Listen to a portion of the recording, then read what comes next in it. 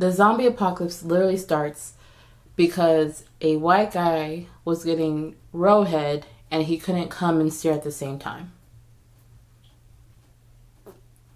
This movie's trash.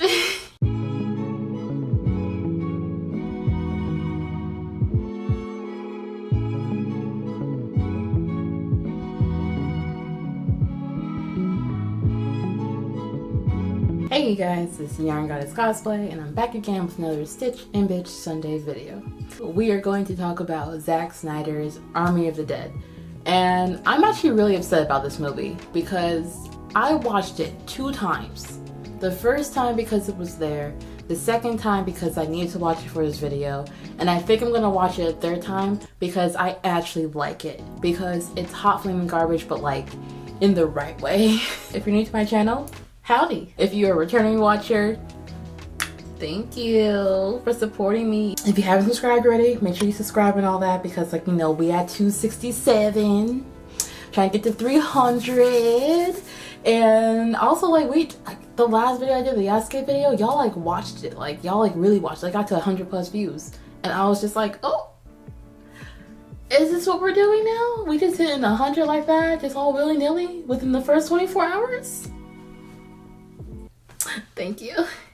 But yeah, so Zack Snyder's Army of the Dead. It's a wonderfully mindless movie. And it's bad. There's no plot. There's a lot of explosions. And it's zombies. Army of the Dead starts off with a married couple out in the middle of nowhere, and then we see that, you know, they're coming from Las Vegas. At the same time, we also see that a secret military base, whatever could that be, is transporting a mysterious object, mysterious file to a secondary location. They don't exactly say what it is. They have this really cool, like, I don't say cool, but this little, like, I don't know, discussion between 2 soldiers, and they keep going on back and forth about what it could be, and they eventually hint that they're transporting something from Area 51. So I was like, okay, I see what y'all trying to do and everything. But the main thing to remember is that we're mostly focusing on the married couple, the newlyweds, because they just got married, they left Vegas. She's over here like high on life. He's over here like, listen, I made an honest woman out of you. And she's like, oh my god, baby, you did. So you know what I should do?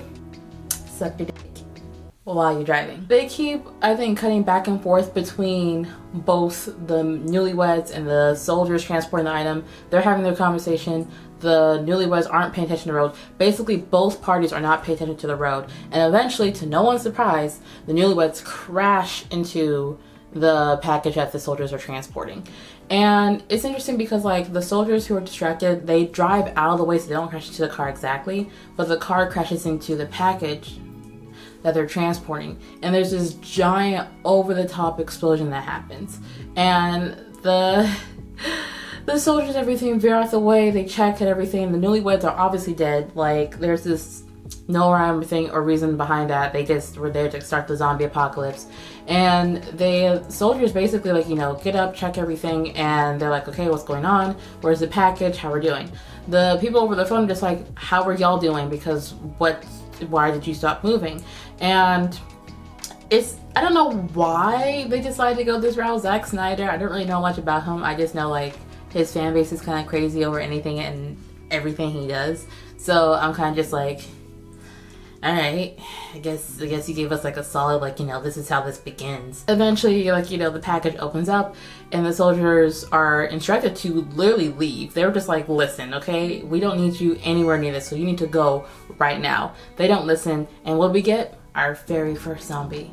He comes out and he is wrecking them, like, just immediately. They're watching him go through the soldiers like nothing, and the 2 soldiers that were talking just like, we gotta go.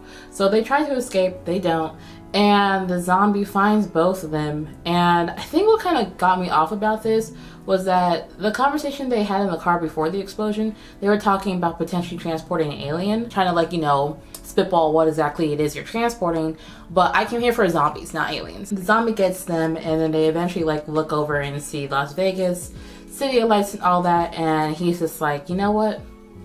Ripe for the picking. And this movie had so many long montages. Like, this movie literally has no reason being 2.5 hours long, because, like, as much as I personally enjoyed the carnage of the opening scene, watching Las Vegas go under, the credits are rolled, Zack Snyder's name is thrown across the screen no less than 500 times. I think what got me about this is that he also uses the intro montage kind of thing to introduce the characters, which I thought was kind of interesting, kind of unique, because they kind of just like, I guess they don't really explain if they were living in Las Vegas and they started working for the military to help escort people, or if they were just like a ragtag, you know, group of vagabonds or whatever, and they just happen to be really good at getting people out. So they never really clarified that, but we get to see all the characters and everything, and we get to see this very long opening with Vegas going under, all of them exporting people, and I guess eventually coming to the head of like why they stopped fighting zombies. There's one character in particular, I don't think they even give her like a name and everything. She comes in and she's just a badass, right? And she's killing zombies, saving people and all that. She obviously has a kid that I guess got lost during the zombie apocalypse and during like the early fall. And she eventually finds her, right? And now they're getting ready to leave because like I think the military, like, or at least the government was like, hey, we're going to like block off Vegas with like these really giant like blocks, and we're just gonna kind of like keep them contained within this until we could figure out what we could do about it. And as they're escaping and as they're like trying to leave, the mom finds her kid, they reunite, and the last scene is I think the two of them leaving. The mom gets caught in like the zombie horde is like chasing after them. They got to get out because they're about to close off the circle. And the kid, her daughter, is like, if you don't make it, I don't want to make it either. Like, the scene is really dramatic. It was weird because the first time I watched it I was like, and the second time I watched it I was like, yeah, you know. And same. If that was my mom, I was like, I don't want to be here without her. This whack. The final straw for like all their characters. I think it's like 4 or 5 of them, and they're just like, we gotta get out of the game. It's too much. We lost too much. The next scene we see Scott, and he's flipping burgers and everything. Zombie apocalypse, saving all that. Clearly did not pay the bills because he's struggling financially. So we get Mr. Tanaka, aka Scorpion, aka my favorite character, and like I don't know why I love this Japanese man. Like, I don't know what it is about him, but like, I don't know, he did something when I was younger, and ever since then it became a core memory, and I was like, I like you. He's basically just like, hey, I got like a mission for you, and he's just like, what's the mission? And he tells Scott that there's basically like 200 bajillion, like gajillion dollars locked up in Vegas. And if him and his crew go and gets it, they get like a bajillion dollars too. And he's looking at him like, sir, I'm out of the game. Like, I don't do that no more. But he's also just like, I don't want to flip burgers anymore. So let me go ask around and see if like, you know, the rest of my crew wants to like, you know, join me for a final run.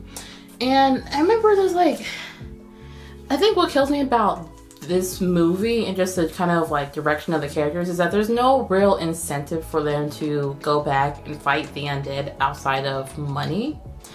And I get, you know, that's like a reasonable incentive if it's like if you're broke, but I'm also just like, it's the freaking zombie apocalypse, my guy. Scott basically runs up to his other friend, and I'm just gonna put pictures up here because I'm not gonna remember names because literally they all die. No spoiler alert, I guess, they all die.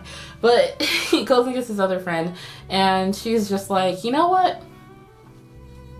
For one last run, I've been itching to fight some zombies again. I could go do this. Now, mind you, there's like a camp that is, I think, outside the zombie quarantine area, and his daughter, we don't know if her daughter is his daughter yet, but Scott's daughter is working there as a volunteer, and she's basically like, hey, you know, we gotta get these people out. They're not infected. I'm just trying to do what's best for all these people here. And she has this one woman named Gita. Gita gets a name because, like, I don't know, she doesn't get a story, but she gets a name from me. Like, I care about Gita. And Gita basically is just like, listen, me and my kids, we're gonna get transported. We're not gonna have any money, so I'm gonna go over here and ask the coyote, this French woman, to get us into Vegas. Break open one of the slot machines, get all the money, and then get out. And she's just like, are you dumb or are you stupid? No. There's another character, I call him Shades because he was Shades from Luke Cage, and I just remember like having this really weird love-hate relationship with him, and then I think ever since then, I think he just plays shitty characters. So when I saw him, I was like, yo, you're gonna be nasty, you're gonna be inappropriate, and you're gonna die. He comes out and basically he's like this abusive, I guess like guard or whatever, and it doesn't even really matter because he literally is just like bullying them real quick, and then he goes off, and the girl, the daughter, is just like, ugh, I hate him. I can't stand him. And I'm just like, yes, the patriarchy, yes. We go back over to Scott, and he's getting the crew together and all that. I have another montage of them getting everyone back together and all that. This also lasts way too long. Like literally everyone gets like a good 3 to 5 minutes of just like, yeah, I could go get money. Oh my gosh, let me do a slow motion series of me getting my weapons out, looking at it fondly, and being like, one last ride. So they get the crew back together. I think there's like one black guy who I actually I really like his character. I know he's been in other things, but I can't remember for life of me what he was in. But it's just his general demeanor where he literally has the energy of someone clocking into work and just looking at the clock the entire time because they're gonna clock out at exactly the time they're supposed to be off. I think there was like one scene, I'm only going to mention him because I was really upset that he didn't get torn to shreds later, but there's a scene where people are watching the news and they are having discussions about what they want to do about the zombie apocalypse and all that, but they're just like, you know, they're not infected, or they're infected but they're still people, you know, just because they're sick doesn't mean we should just like get rid of them. And Mr. Spicy, Sean Spicer, baby, what you doing here? Oh, why is you here? The only way I could condone him in a zombie apocalypse movie or any kind of movie is if we get to see him get torn to shreds immediately afterward to some capacity. Like let's say he's on live TV or whatever and he's talking, well, because he literally plays the same way he does in real life. Like he's just being a Republican in the zombie apocalypse. That's it. There's nothing else with it. And he's arguing with a black woman. So I'm just like, sir, if you don't get torn to shreds, then what are you doing here? And I know I'm like bouncing around everywhere because literally the plot doesn't matter because like Snyder left so much unfinished. Like he started storylines just to have them forgotten about 3/4 of the way through, and then he was just like, you know what we need? Gore. And it gave me very much like American Horror Story vibes, where it felt like he had an idea, he started playing it out, and then he didn't know what to do with it. So he was like, you know what we need? Someone getting disemboweled. Like it bothered me. The next scene that happens is they all get together. They're about to meet up with the coyote and go into this basically locked off Vegas area. And oh yeah, Mr. Tanaka also mentions that the US government is going to like blow up the whole area with like a nuclear bomb or whatever, so they have like 36 hours to get in and get out, or all that stuff, you know, just like, you know, we have a time on this all because like it's the formula, keep up. There was another scene, oh yeah, so after they got the gang together and all that, there was a scene where Mr. Tanaka is explaining to the gang how they're gonna go into the building, get some money and get out, and they were going to escape, like, you know, via helicopter. And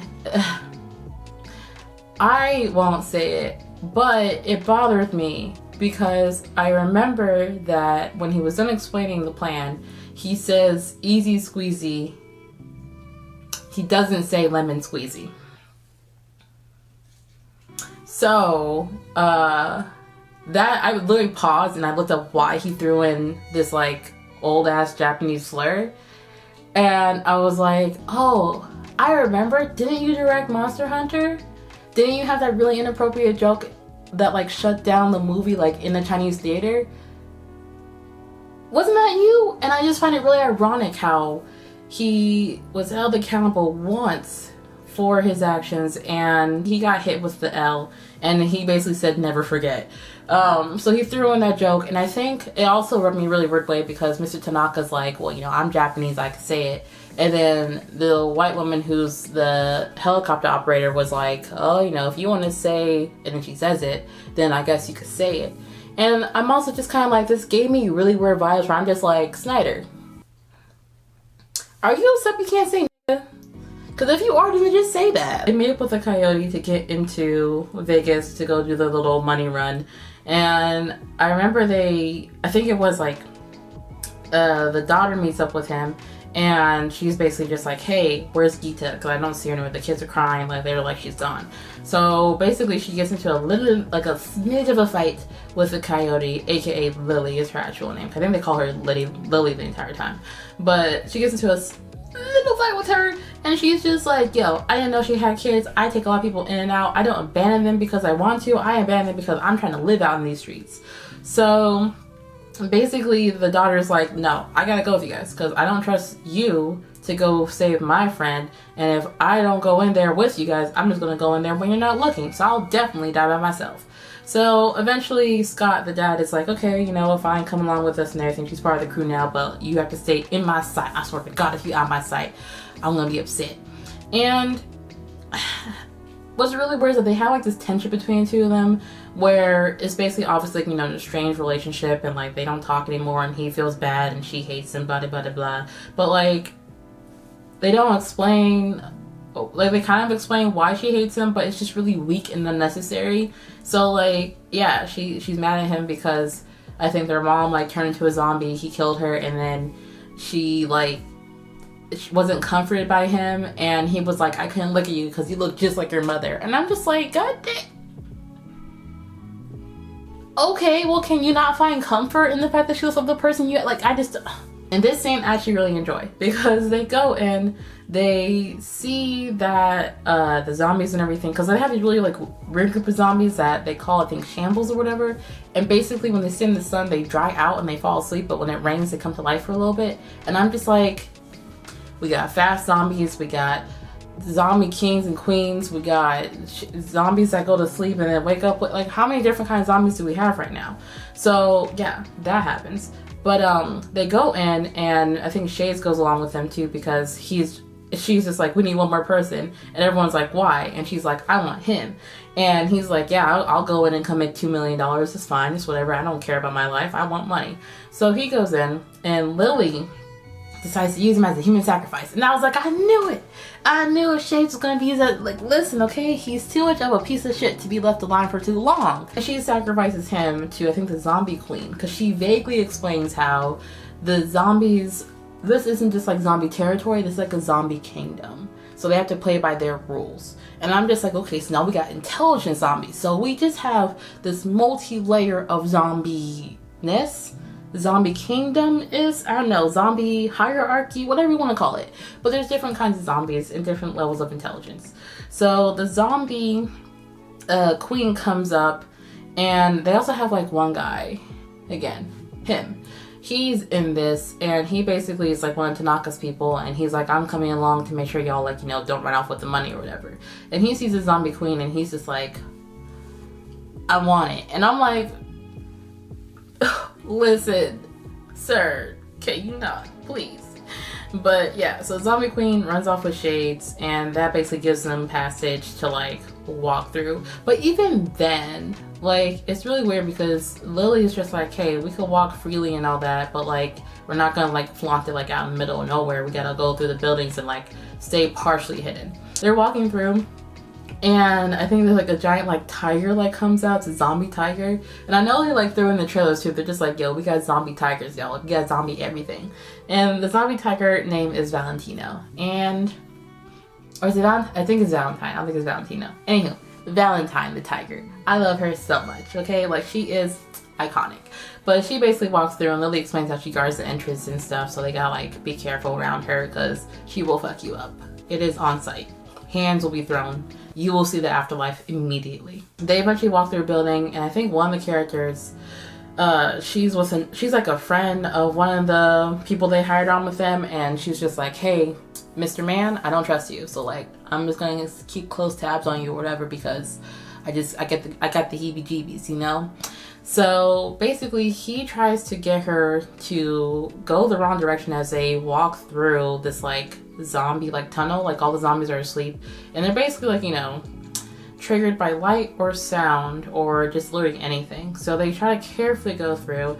Most of them make it through, but the one girl who's like, hey, I don't trust you, gets lost because Mr. Man decides to take one of the lights and throw it off into the wrong direction. And now she's like, going the wrong way, gets lost. And cue zombie fighting sequence. Now, this is another scene I also kind of enjoy. I'm not gonna lie. Like, this movie is bad, but like, I love this fight scene because I think in the beginning she was like, I've never killed a zombie before. But bitch, she did not act like it. She acted like she knew exactly what the fuck she was doing. She was like, listen, I choose life. I'm gonna fucking live.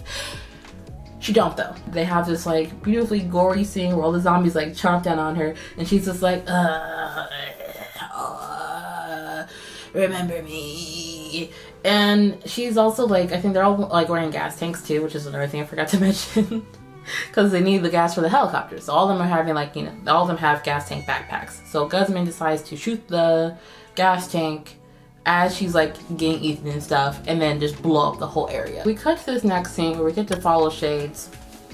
And basically he's not dead yet, but he's being dragged back to, I guess, the zombie palace or whatever.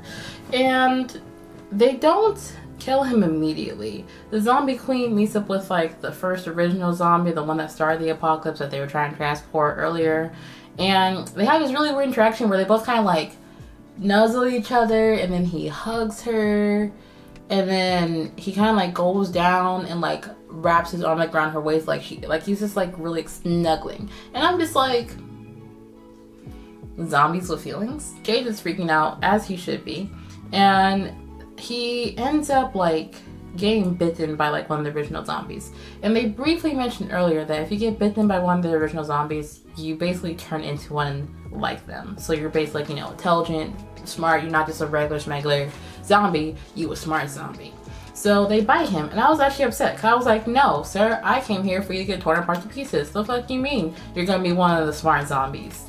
Absolutely not. They cut to another scene back over to the gang, and they are finally at their destination. They decide to split up. They have some people going down to the vault, and they have another group of people going up to the helicopter, and they're just like, okay, yo, be safe. Lily at one point mentions that some people do survive, because I think it was the daughter is like, oh, you just leave people here have to die, and Lily was like, no, some people do survive. Like, some people go and come back. There was one instance in particular where one guy disappeared for 3 days, and then he came back out, and he mentioned that the zombie king and queen basically took them and his people to the tower, and they picked them off one by one, and at one point they were able to escape. So the daughter basically is like, hey Scott, so like, can we go to like the tower and everything where the zombie king and queen are, because I think my friend's up there.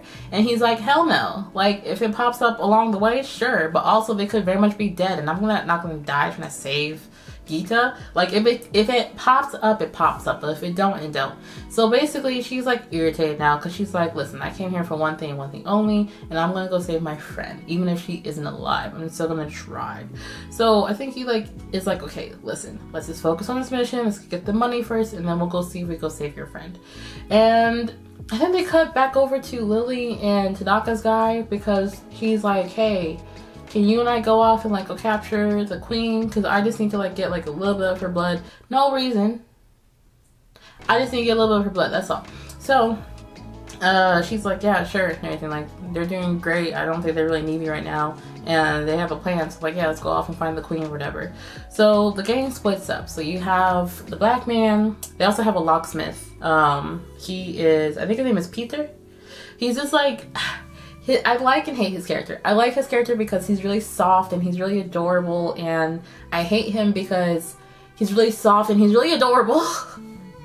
Like, he plays this very innocent German, and it's not innocent German in the sense that like the point of him being German was like, really main part of his character. It's just the fact that it gave off a very, I'm foreign, I don't know any better. I'm foreign, and I just, am extremely proper. It's a trope. I don't know what this trope is, but the blonde hair, blue-eyed, foreign white guy who is just so sweet, all you want to do is protect him. And I hate it, but also I love him for different reasons, which I'll get into later. But yeah, so he's going up with him, and I think Guzman also goes up with the black guy and Peter, and they go to basically get the lock, to go to unlock the safe with all the money in it. And it's funny because like they go into the hallway and there's like zombies there and everything. Peter gets stuck by a zombie. He screams. They also, that's what it is. They make him scream in a high pitched voice like 3 times. And I'm just like, can we please? I think that's what it is. It's the emasculation. It's the, he's so soft and innocent. He's almost not manly because the other characters are manly. They don't scream. They don't freak out when a zombie attacks them. They don't, you know, do any of that. They're just tough. And then Peter is just very soft. And I didn't like that contrast. They eventually get to the hallway and I think Peter shows that the whole safe is booby trapped. So they go get a zombie and they have this like really weird like scene where the black man gets a zombie to like go walk and trigger the traps. And it's just like gory and unnecessary because they also use this really weird like squish audio that's kind of like Looney Tune-ish. It's very much it's cartoonish. And I think it was Zig, I think is the actor's name, or Tig. I want to say it's Tig. A lot of people I think liked her character, but I just didn't really think much of her because she's kind of plays this kind of like, I'm just here for the money. I kind of am quirky. I'm weird. Don't give me much. I'm just a helicopter flyer. That's it. So I didn't really, no real strong feelings towards her. The cutscene's over to Lily and Tanaka's man, and they find the queen again, and Tanaka's man basically gets to capture the queen. They kill the zombie that is with her. And this scene was unnecessary. I didn't like this scene. I watched it twice, and both times I think I did not really not enjoy it. It's just, I know she's supposed to be a zombie, but the scene that happens is he gets on her back, he jokingly, like, you know, bounces up and down on her like, yeah, you like that. So I'm just like, gross. And then, instead of taking a vial of her blood, he ends up cutting off her head. And Lily equally is like, dude, what the fuck, you say you need the vial of her blood? And he's just like, listen, I'm gonna take her head, take her out of here, and basically use this to like, I don't know, make a zombie army. It doesn't make any fucking sense. Like, literally, he's just like, I'm gonna use this with the military, and like, Tanaka doesn't even care about the money. He's just here to go get zombie blood so we can make a zombie like army to like take over and colonize better. I don't know. This is gross. But what got me was the angle and the scene was not even just gory. It was just the fact that she was like screaming. There was intelligence. It's one thing when zombies get beheaded when they are not smart, but when you see something that is aware of what's happening and trying to escape, it just gave me very kill him now vibes. Like I was like, listen, this violence against a femme body was just, it was too much. And I really like me some zombie apocalypse nonsense, but like this in particular, I was like, Snyder, can we talk? Now mind you, as she's screaming, the zombie king hears it too. And the zombie king is currently busy taking one of Gita's people. So Gita and her crew are alive. He took one though, but when he hears her scream, she's like, listen, I gotta go find out what's going on with my zombie queen and everything. What's happening? What's going down? Why is she screaming like that? And I think the scream is so loud that everyone hears it, and even Lily is just kind of like, oh boy, Shade's sacrifice is not gonna get us through this. We need to hurry up. So we cut back over to the group, and they're working on unlocking the safe. And I think it's like he gets irritated. Peter gets irritated because like they're being loud, and he's like, I need to focus. And I already fucked this up once, so if I fucked up again, it's locked forever. So I really need you guys to be absolutely quiet.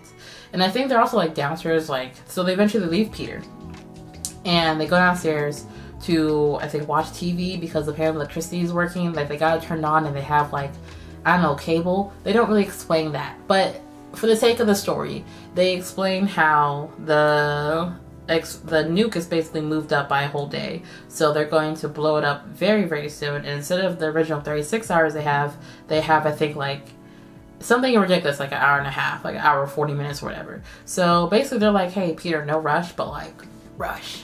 And then we realize, where's the daughter? She gone. She gone, and Scott is upset. He's upsetting spaghetti, okay? He's like, my daughter done dipped after I told her she had one rule. I said, stay within where I could see you. And you know what you did? You did. So, I think we cut to another scene. And this scene in particular exhausted me. It was unnecessary. But basically, the zombie king finds the zombie queen's body, right? And the zombie queen and everything, the body's there and all that. He picks her up, he takes her back to the tower and all that. And he's just like pissed, respectfully so. But what kills me is he reaches into her torso and he pulls out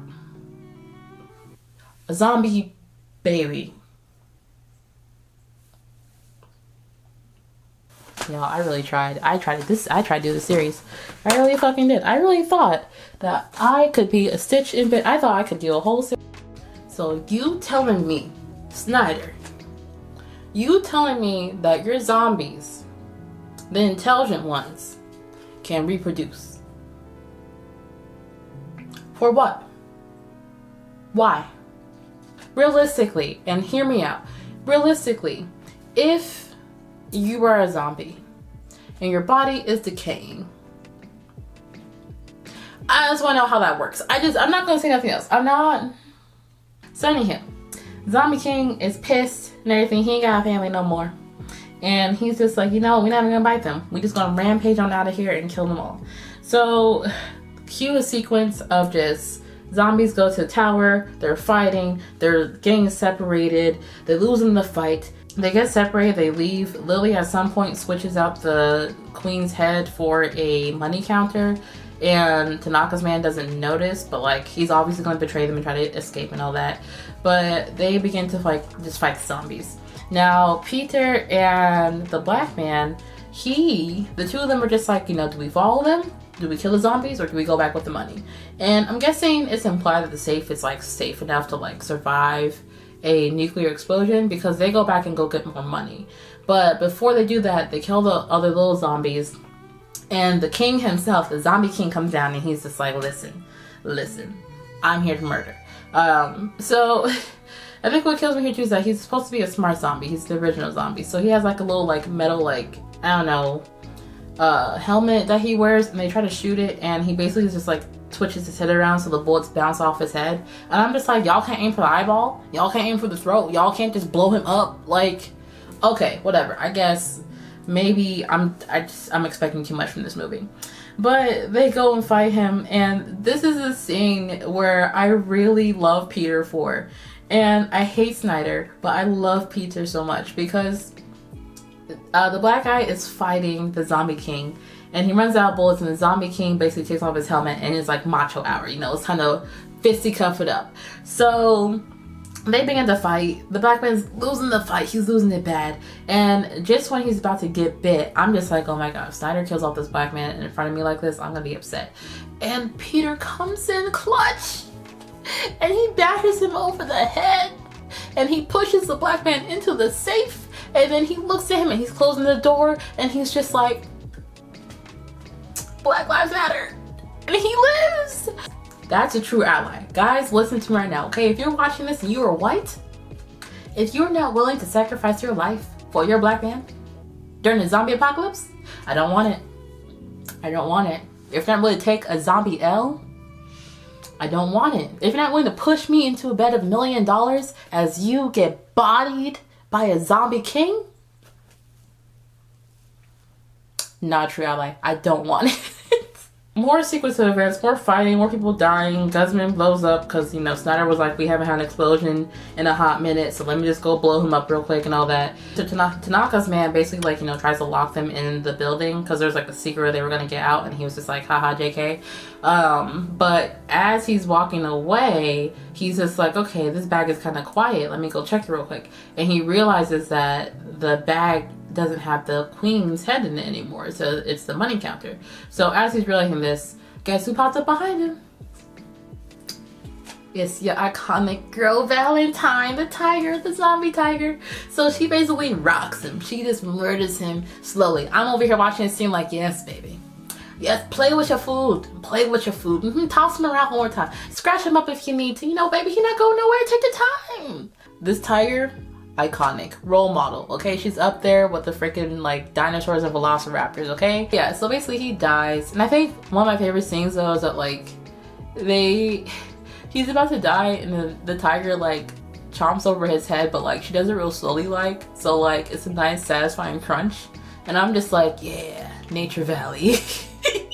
Scott and the gang gets up to the helicopter, and Lily has the zombie queen's head, and the zombie king finds them, and he's just like, listen, I'm about to kill both of you. And Lily's just like, wait, look here, I got you, girl. And basically Scott gets away with the helicopter, and the woman who's like flying the helicopter, Lily doesn't make it. I don't know why she was like, I got a plan, y'all, I'm gonna be safe, I got this, I'm good, I have an understanding of their culture or whatever. No, bitch, you die. She dies and everything, but she gets impaled by like the pole that the zombie king had. But before, you know, she dies officially, she like drops the head like off the edge, and the zombie king is just like, I get nothing. Scott basically tells the woman flying the helicopter that, you know, hey, you know, we gotta go to the other tower, I think it's called Olympus or whatever, and we gotta go save my daughter. And she's just like, listen, I barely got this helicopter up and running in time for this bullshit. I'm not gonna try to go to the thing to go get your daughter. And he's like, please? And she's like, whatever, let's go do it.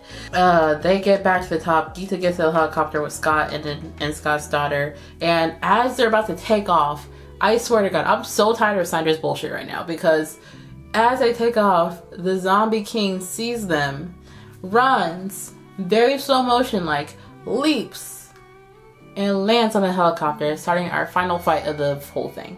So they do like the whole like fight and everything. They're fighting a helicopter. She's flying left and right. They're going up and down. They're trying to get out. I think she gets like shot in the shoulder by mistake, because like he's trying to fight the zombie king and all that. And the zombie king's like, y'all done took my queen, and so I'm gonna take everything. And it's just so much that happens, and I'm just like, do we care about Geeta or not? Do we still care about her? Where are her kids? Did they get out in time? The nuke is coming. Like, I just don't understand, because so much is happening at once, but the only thing we're supposed to focus on is the fact that he's fighting the zombie king.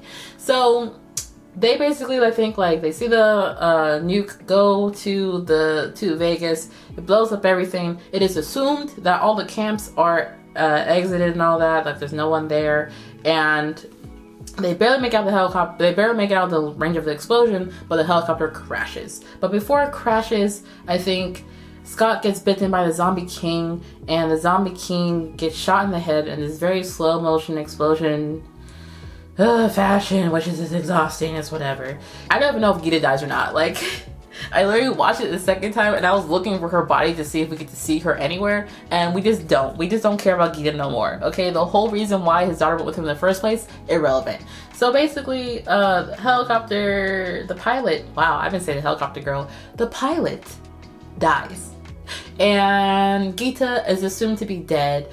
Scott's daughter is alive, but she sees that her father ain't doing that well. And they start making brief jokes and everything about how, you know, she's gonna run. He wants to have like lobster rolls or whatever for his little thing with the money he's gonna use. They ain't got no money. But like he does give her like a handful of cash that he managed to like snuck away like in his like suit or whatever.